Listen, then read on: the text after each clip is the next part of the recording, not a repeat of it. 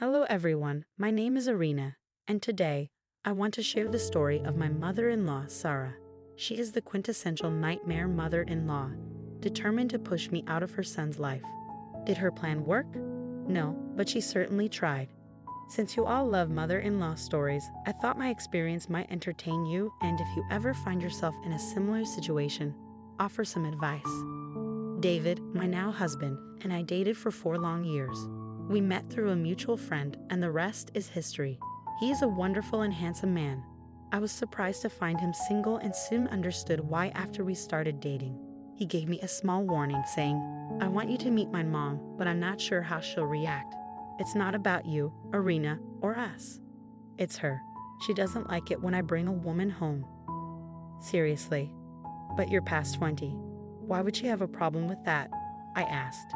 Well, I grew up with my mom alone since my father left before I was born. She's fixated on me and gets jealous when another woman comes into my life, he explained.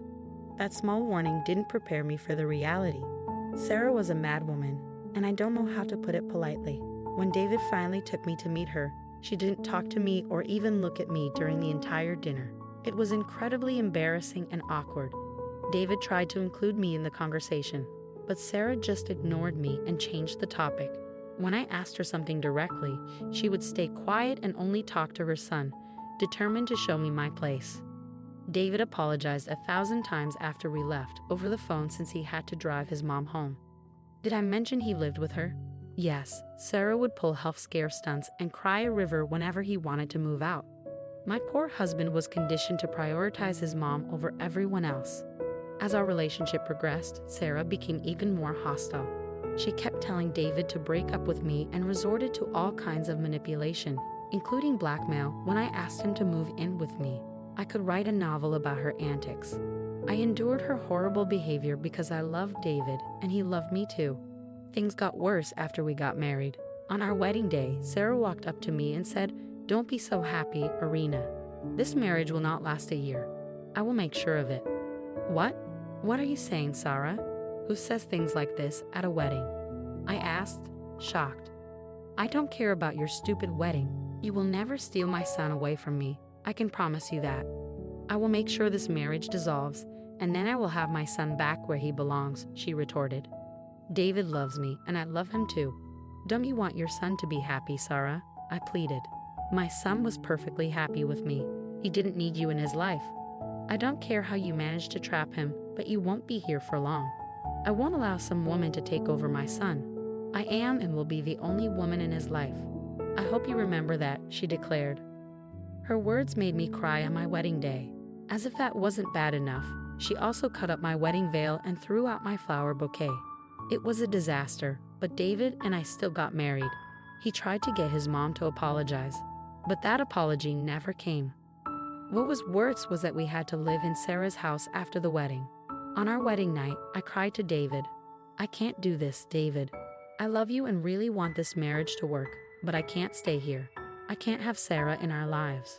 I'm so sorry for my mother's mistakes, Arena. You know I'm the only one she has. I cannot cut her off. Please understand my situation, he begged. Sara will make my life hell in her house. Can't you see that? I will be miserable here. I already am, I said. I promise I will figure out something about the living arrangements. I won't let you suffer for long. Please just give me some time, David assured me. David kept his promise. Within 3 months, he accepted a job opportunity in another country. The pay was exceptionally good, and he decided to take it. Sara wasn't happy and threw some major tantrums. But she calmed down when David said she could come and visit. He flew out soon, while I was set to join him a month later. Thankfully, during that month, Sara ignored me a lot. She never talked to me and kept to herself. I thought maybe I could have a quiet month before leaving for good and worry about Sara coming later. Fate had other plans. Just a few days before my flight to join my husband, I had a strange feeling when I saw Sara sneak into my room. She thought I wasn't there, but I was actually in my closet with the door half closed so she couldn't see me. Imagine my surprise when I saw Sara sneak into my room while I was quietly packing my stuff. I stayed silent and observed her. When I saw Sara reach for my bag of documents and take out my passport, I was immediately on alert. She took my passport and happily left the room. I came out of the closet, trying to make sense of what I had seen. I went to the living room and overheard my mother-in-law discussing her evil plan with a friend on the phone. I was shocked to learn what she intended to do with my passport. I quickly went to her room and saw my passport lying in a black pencil case. Something came over me, and I replaced my passport with hers. Then I went back into my room and called David. "Your mother just tried to burn my passport, David. She came into my room and took it, thinking I wasn't there." I overheard her plan while she was telling a friend on the phone. "Whoa, what are you saying, Harina? Mom tried to ruin your passport? This can't be true. Oh God, it can't be true." "It is true, David. I wish it wasn't. I have my passport safe with me, but I replaced it with hers. I wanted to give you a heads up about it. My mom can't do this, Harina. I'm sure she'll come back out. Why don't we find out? I will make sure I have proof." In the meantime, I knew David would have a hard time believing the truth. It was his mother after all. I didn't blame him and knew I could prove everything. Sara liked to boast, and she would eventually spill the beans to make me sad. It was only a matter of time. I made some plans and quickly packed my stuff, waiting for an out to leave this place for good. The next morning, Sara seemed to be in a good mood. She was cheerful and kept giving me smirks. I knew this was the time to use her cocky behavior against her. I sat down and said, "Hey Sara, have you seen my passport anywhere? My flight is in 3 days and I cannot find it anywhere." "Ah, your passport. I think I know where it is," she replied. "Oh really, Sara? Thanks for finding it. I must have misplaced it. Can you give it back to me?" I asked, knowing full well where my passport was. I was just baiting her to spill the truth. Sara took the bait without suspicion. She looked at me and laughed before saying in the meanest voice she could muster, "No, I can't, Arena. I have destroyed your passport so that you cannot live with my son in another country. It has been burned to ashes. Now you will be forced to stay here while I go and help my son build his life there. Things will be just like they were before you came into the picture." "Oh really, Sara? You think it would be that easy to remove me from my husband's life? Have you forgotten that I am not just his girlfriend anymore? I am his wife. Divorces happen to a lot of people, Arena. Not all marriages are meant to last a lifetime. It will be easy for me to get rid of you now. I will be around David a lot while you sit here, unable to do anything. In a few months, I will convince him to leave you, and then there will be nothing holding us back. I won't allow him to bring in worthless people to replace me again." The way Sara had planned this entire thing was disgusting and amusing at the same time.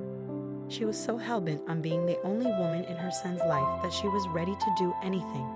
All this time, she had been quiet because she was planning this whole thing. It was impressive how fast she could come up with a plan to destroy my marriage and her son's life. She was confident that her son would listen to her and divorce me straight away. I could see why she would think that, after all, they would be far away from me and I would rarely be able to visit. By the time I got my passport back, it would be too late. It was a brilliant plan, but there was a big flaw in it that she didn't consider. So I decided to enlighten her. "That's a nice plan you've got there, Sara. I'm very impressed, but it is not going to work. Sure, you did destroy a passport, but... Oh yes, you can always get a new one, but it will take months. I just need a little time to convince my son. After that, no passport will be able to help you." "Why would I need a new passport, Sara? My passport is perfectly capable of doing its job. But I don't think yours can anymore. So it looks like now you can't go live with your son." "Excuse me? What are you talking about? I have my passport and plane tickets ready. I will be leaving in a few days." "You can't do that if you don't have your passport with you, Sara. Meanwhile, I have my passport just fine," I said, pulling out my own passport and showing it to her. It was authentic and it was mine. I showed her my passport but didn't let her touch it. I wasn't going to be that stupid. I let her see it and watched as her face showed complete confusion. It was like she couldn't comprehend how my passport had come back from the grave and was in my hands. She looked shocked and said, "Wait a damn minute. How is that possible?" No, this must be fake. I destroyed your passport with my own hands. I made sure it was burned to ashes. This can't be real." "Unfortunately for you, Sara, my passport is in perfectly good condition. Not a single flame of fire has touched it, but I can't say the same for yours." "What are you talking about, Arena?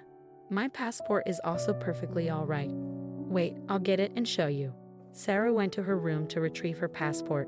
She left in haste and looked confident, but when she came back a few minutes later, she looked panicked and scared. What the hell, Irina? Where is my passport? Did you steal it? This is not funny, Irina. Give me my property back. You can't do this to me. I didn't take your passport, Sara, but I do know what happened to it. Tell me where my passport is. Tell me right now. You burned it with your own hands, Sara. Have you forgotten what happened last night? You took your passport out, put it in the fireplace, and watched it burn. You looked really happy back then. No, that can't be my passport. That's not possible. That can't be mine. I checked. Yes, you checked when you stole my passport and took it to burn, but in your haste, you forgot to check it one more time before throwing it into the fire. Thankfully, I knew what you were up to and quickly swapped my passport with yours. It was easy. You had it right beside mine. Sara looked like I had shot her in the chest. She clutched her chest and appeared about to have a panic attack, and I was in no mood to help her at all. She looked stricken with panic and fear, tears in her eyes, and didn't know what to do. You monster! How could you do this to me? Oh my God, how will I get to my son? Wow, Sara, it's okay for you to destroy my passport, but I'm a monster because I replace it with yours? That's rich coming from you. Also, I don't think you need to worry about joining your son anymore. What? What are you talking about? This is not over. I will get a new passport and tell my son what you have done. I will do everything in my power to make you pay for this. A replacement passport won't do you much good, Sara. I don't think your son will want you to come to his place anymore. David would like to say something on this matter. I picked up my phone and turned up the call volume. Sara thought I would confront her without having a witness. Well, that wasn't going to happen. So I called David and put him on speaker. I also made sure to tell him to mute the call while turning down the call volume so Sara wouldn't know someone was on the phone. It worked wonderfully. Sara went from looking angry to crying when she heard my husband say, "What the hell, Ma? What the hell did you try to do? I just wanted to come see you, and look, your wife has destroyed my passport intentionally. She wants to separate you from me."